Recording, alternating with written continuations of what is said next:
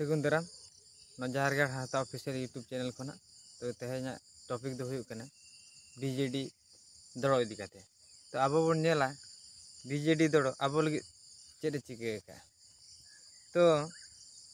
2024 रे बीजेडी दाड़े लेनखान नुई नुनो जुर ना प्रोजेक्ट को कि अब आदिवासी को लगे ना जंगल और हासामाटी को नुनो जुरे रेज बना जे ओको हम बाको चिंता दाड़ा को नुनो जुरते ना अब जुमु मेना पैसा हुएन और 13 का हुएन ओना को विषय इदी काते उनी टोटाली ओना ग्राम सभा हुएन और बा पारंपरिक ग्राम सभा हुएन और पंचायत ग्राम सभा नोआ को टोटाली बाईपास आते गे नुनो जुर अब आदिवासी को हासामाटी को रेज बन दो अब कल्पनाते हम पूरा दाड़ा तापर 2 नंबर पॉइंट हुईना जे 2025 वर्ष शासन जेते की पैसा गे दहो का से नुई जेते हर को मेन रहो जे नी जोखा बाय दाड़ा अब लगी हाना बाय करा नाना बाय करा नुई 25 वर्ष पैसा नुनो जोरे खर्च दो को आदिवासी को नुनो जोरे किरिंग को चिंता के बाको किरिंग बुझे दाड़ा जे नुकु टोटाली के बाको बुझे दाड़ा आले ओकारे भोट ले एमे से बाले एमे मेनते नुनो जोर पैसा खर्चया सेकेंड रे हुईना तो अब आदिवासी को लगी चेरे चिके का तो अब बीजेडी मीटिंग जहार के पे चलाव कना पे ओंडे नेल पे तीसर हम बाको मेना का पे जहारगाड़ इन बेना पे कि आपे आदिवासी को स्कूल इन बेना पे से आपे ऑलचिकी मास्टर को से नुका झतो जगह पोस्टिंग को तो आज दो निने कथा के लिया ओकारे मंदिर बनावा का और अब आदिवासी को लगी ओने एने सेरें टामाक तुमदा ओना को एमाबन कना अरे आदिवासी लगी दो निने नाचार हर कना मसे जे अब दो टोटाली एने सेरें ते अब डेवलपमेंट हुईना आ से अब लगी आदिवासी को लगी दो नो एने सेरें के तबन देखाय जतो जगह के पे मारा मारा मीटिंग करे गे आज तो टोटाली के नुआ कथा के लिया ओकारे मारा मारा मंदिर बनाव किया ओकारे चेद बनाव किया नुआ को लिया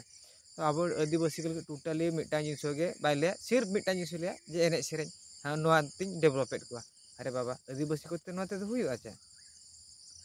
तापरे ओकार हो बाय मेना हिरले माराम बुरु आजा मीटिंग जगह रे तो ओंडे झतो हड़ गे को मेना को जय जगन्नाथ अब आदिवासी लगी अब नेता आदिवासी नेता को तीन कना को फिर अब लगी तो मिटा हम बाको रोड़े आपके चिंता पे तो अब नुई सरकार तीन करते मुलेता बन चे अब जुदी अब लगी जिनस गे अब रोड़ते गे अब भाषा ते जुदी मिटा जिनस गे अब बंगा बुरु हम बाय सारा को अब जहारगाड़ विषय ते बाय कथाया अब जे को डेवलपमेंट उन अब लगी बांगा पे ration card BPL card ration card नितो राशन कार्ड चेत के गानों कना जे बीपीएल कार्ड दो गौरव श्रेणी हड़ कना को राशन कार्ड मा जतो बनावात को जे समान समान बनावात को बस हर प्रति एमान को मा टाका चाले कमी चाबाय 1 किलो का चाले मा कना तीसरे हुईना जे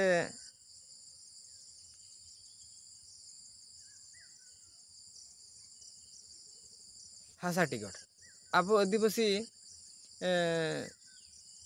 अब गिद्र को अलो लगी ते एकदम हासा टिकट बारबा जे 30 डिसमिल ओकारे 20 डिसमिल 10 डिसमिल 5 डिसमिल 4 डिसमिल ओकाते अब आदिवासी को जति की बुरु धारे मेना को कि यार अतु दिसम रे मेना को उनको लगी हासा टिकट को टिकट में टिकट आट को तो ओकारे माने मिड होड़ जे मिटा डिसमिल एमाय खान के 4 डिसमिल एमाय खान के जीवन सारा उनी असूल दाड़ा तो ओंडे आर बाकी दो बीर तहेना जंगल तहेना और कार दा तहेना गुचर तहेना पति तहेना हानका को बागोया को तो झतो हड़ के ओलो को लगित गे मिटा सुविधा को जे आपे ओल दाड़ा पे नोते सर्टिफिकेट पे उडुक दाड़ा किंतु जेहेतु मिहड़े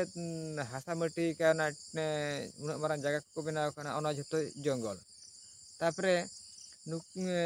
ओना जिनसटा चिके कना अब आदिवासी को दो हासा तबन ढेर गया मेखान टिकट बाको टिकट कना को खाली 4 डिसमिल एम काते रे ये टिकट एमात को अब बाकी जगह तो जंगल ताहेना ओंडे दो धिनंग बिना आज दाड़े लेनखान गे बिना बाईपास ते बिना ग्राम सभा द्वार ते बस ओंडे एकदम हासा माटी रेज इदी को जतो जगह रे अब नेलाबन फरेस्टर को दारे को गेदिया को किंतु आदिवासी को आको हासा जगह रे आको का सेदे हाड़ाम खना को चाष अगु का ओना जगह रे जते बेड़े को दारे को मा फरजा को से एकदम फरेस्टर को हजु कांते को मेन आको बागा न सरकार हासा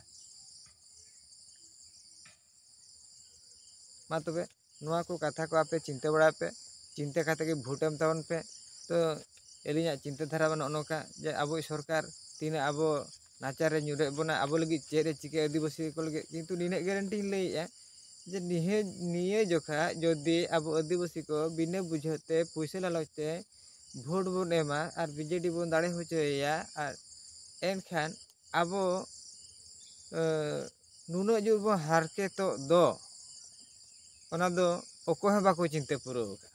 नुनो जुर बो हारके तो नुआ कथा को लिन लई सना के लिया ओना खातिर ते सोशल मीडिया लिन हेनाली तो नुआ कथा को दिसम हर को आपे चिंता ताउन पे चेद बन चिकाया चेद दो बांगा ओका लकान सरकार बन दाड़ेया और इᱧᱟᱹᱜ मने ते दो मिटान सरकार बारंबार तिंगु काते दो बाय भगिया सरकार को दो चेंज हुई दरकार एनखान चिका नुई सरकार निने बुद्धि किया नुई ओंडे जुंग आजे